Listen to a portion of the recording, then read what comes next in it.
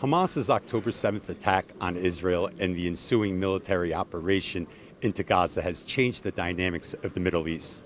Now, half a year into the conflict, near 30,000 Gazans have been killed and hundreds of thousands are displaced and in dire need of humanitarian aid. Qatar has been one of the countries who have been trying to mediate solutions. We sit down with Qatar's foreign ministry spokesman, Dr. Majed al Ansari, to discuss his country's efforts to mediate. I'm Yusuf Aram, and you're watching One on One. Spokesman for Qatar's foreign ministry, Dr. Majed al Ansari, thanks for joining me on the sidelines of the Munich Security Conference. Now, dominating the headlines of the conference this year, the war in Gaza. When we look back at what has happened since October 7th, what are your views? How are you seeing this conflict unfold? How are you seeing the dynamics surrounding the conflict unfold? Well, Yusuf, as you know, this conflict has had a lot of repercussions, not only on the region, but on international security as a whole. And from day one, we've set out our priorities in Qatar in dealing with this crisis. First and foremost is stopping this war, stopping the bloodshed, and what we have seen throughout the past months, more than 30,000 Palestinians killed, more than 1,400 Israelis, and that is a toll that will just continue rising. And the second priority we set out was to make sure that we contain this conflict and does not spill over in the region. Sadly, we have seen it now spill over, and we are all working to contain it again, but it's growingly difficult as we go along. And then, of course, the humanitarian side of this crisis, getting aid in, making sure to protect the civilians, making sure that they have the medicine they need, they have the food they need, they have the shelter they need, which is, again, growingly a problem that the international community has failed to address. All of these priorities we've been working towards, and I think the international community needs to know much more to make sure that that doesn't happen. But certainly, Yusuf, it is a threat to international security that we all need to work on together.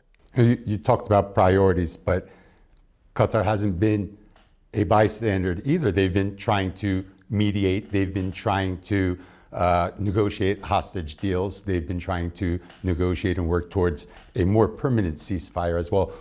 What are the challenges that you've been facing when negotiating with the two belligerents in the war, but also the external actors surrounding both of these players? It's a multi-layered process, Yusuf. We have been working on this not only since the 7th of October, since 2006, when the United States approached Qatar to establish channel of communication with Hamas in order to mediate in such escalations. We have been doing so continuously since then. The last mediation we undertook before this one was on the 28th of September, just a week or 2 weeks roughly before the attack on the 7th of October. And therefore, we have a long track record of understanding, working with both sides. We have established trust with both sides, but obviously since the 7th of October, the lack of trust, the lack of confidence in the process itself, the heightened emotion related to it, the political posturing related to the crisis within the two parties, but also beyond in the region and beyond. We have been seeing how difficult it was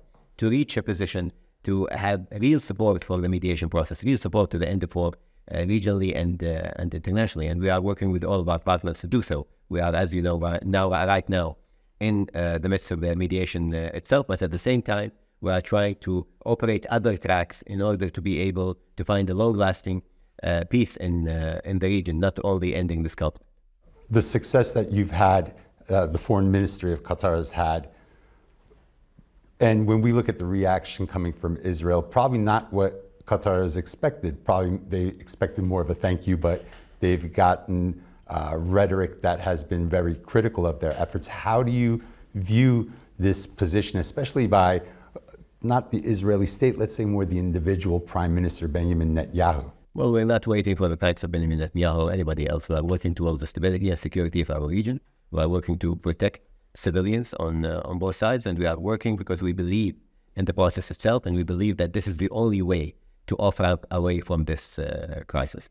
Sadly, of course, we have seen a lot of political posturing within Israel and other parties, and this political posturing can only be understood in finding or trying to find electoral success and keeping power, and we are not concerned with that.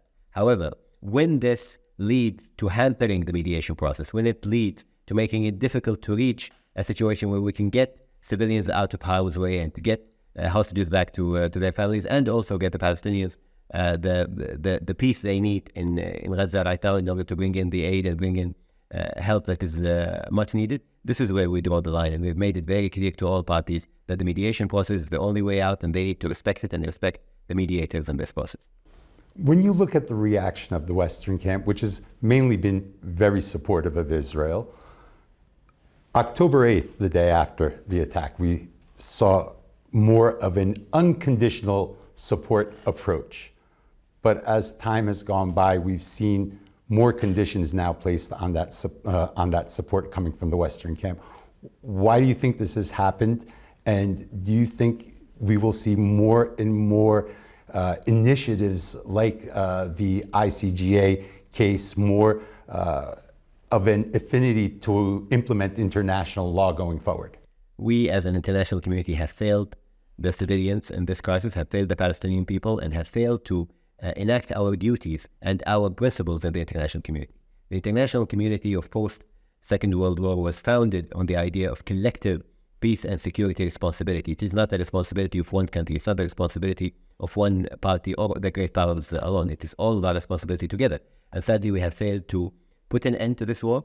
We have failed to protect the civilians in this war. And we have failed to call on the parties that are conducting these atrocities to stop. And this is why I think that you've seen the position change in a lot of countries. We know that the politics, especially with a lot of elections going on in so many countries this year in the Western world, the politics behind it is very difficult in countries like Germany, where we are right now.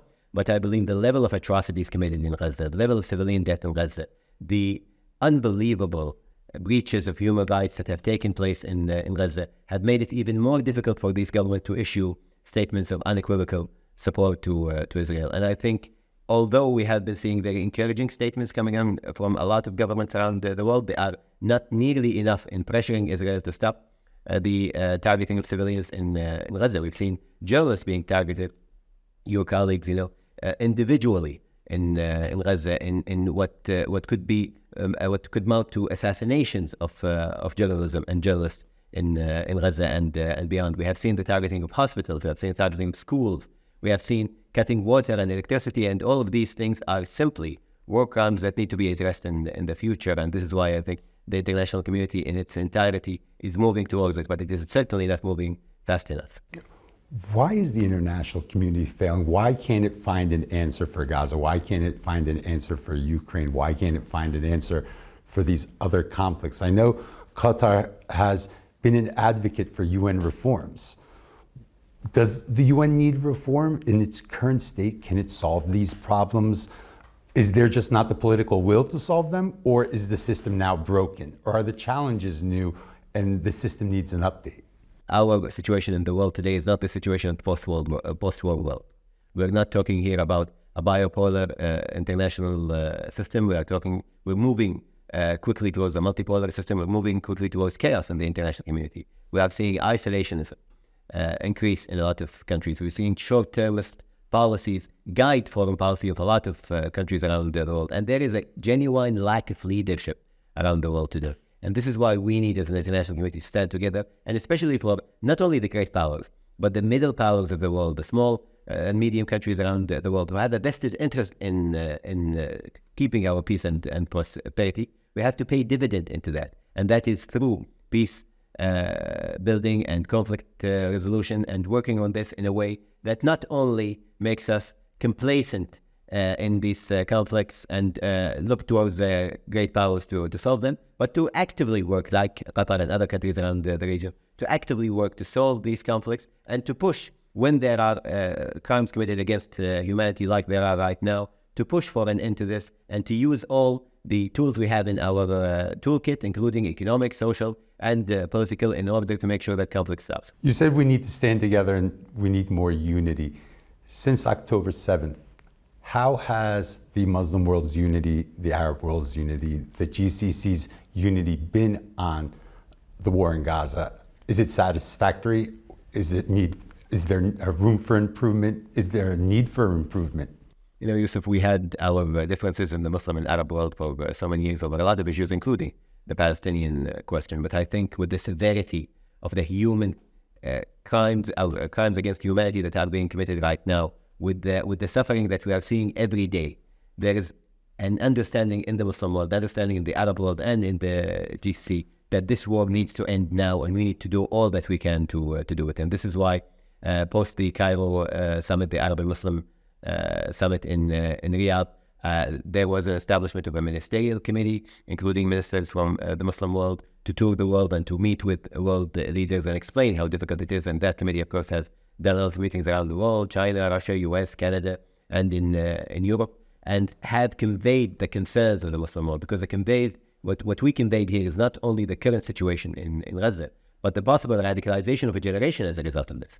The pictures and the videos coming out of Gaza are going to be influential in framing the mindset of the coming generation, not only in the Muslim world, but in the world as a whole, in looking to these crimes, looking to the suffering that is in Gaza as a reality that the international community could not address. I think the major concern right now that this war is festering, that it could spill over. We're seeing Israel launch strikes in southern Lebanon, Hezbollah retaliating. We're seeing Iran launch strikes in Iraq against U.S. targets, the Houthis in the Red Sea. So there's multiple actors right now who have become very active in the region, and this is causing concern that this could spill over into a regional war. Do you share that concern? We had been, from day one saying that the biggest challenge we will be facing, the biggest threat in the continuation of this war is the regional spillover. The region is on the brink. There are so many countries that are fragile economically and politically. There are so many countries who are facing their own political and security issues in the region. The number of countries who are fragile or failed states in the region outnumber the stable states. So a threat that comes from any regional spillover of this war is a real threat to all of us, for all of our prosperity and security in the region and beyond.